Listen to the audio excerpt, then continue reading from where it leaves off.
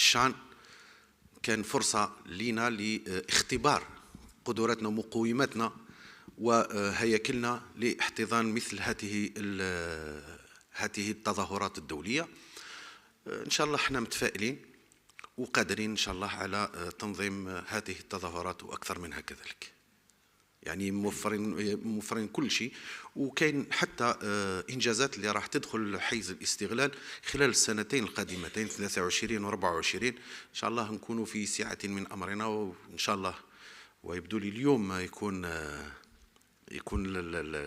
اليوم راح يكون لاكاف راح تعلن على اللي ينظم كان 25. إن شاء الله تكون من نصيبنا وتكون من بين أحسن الدورات. والدليل على ذلك أنه لجنة التنظيم لدولة ساحل العاج كانوا هنا وخذوا التجربة على مستوى ضيق، يعني الشان حتى يقلدوا